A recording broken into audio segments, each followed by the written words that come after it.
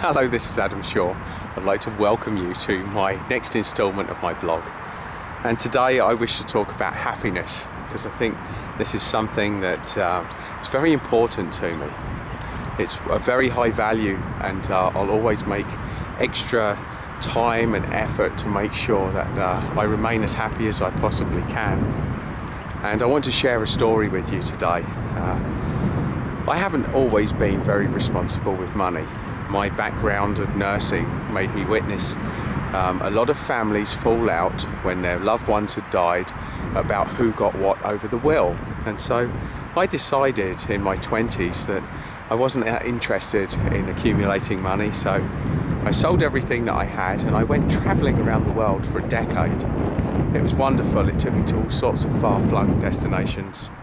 I worked in between, but that was my main focus, was to have fun, be happy and do things I wanted to do.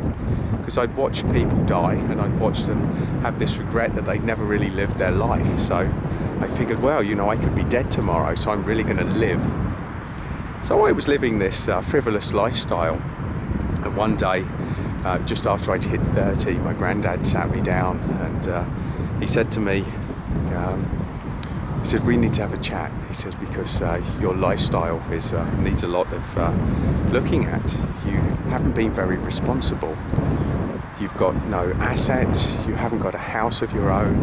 You haven't got any security. You know, it's reckless and it's not good.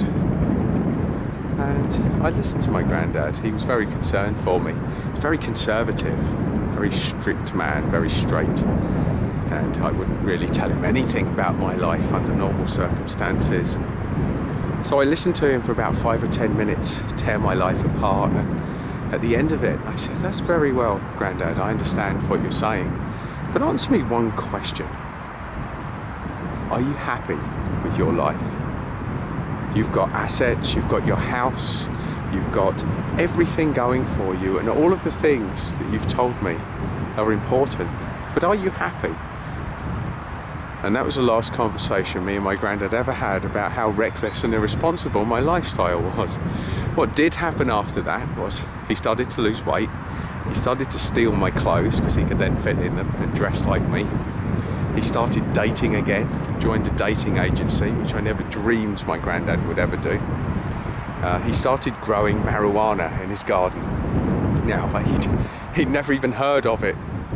And this was just a radical shift. Well, I can't get him in trouble now because my granddad's dead, so I'm allowed to say things like that on the blog. But this is just to explain to you how quickly change can happen when you suddenly realise that there's more to life than money.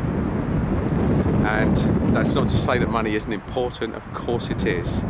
But so many people make it their guru and make their life revolve around it, when real happiness is being able to enjoy things. I was able to say to my granddad, you know, look, here I am in my life. I might not have much money, but I've been to 6 continents.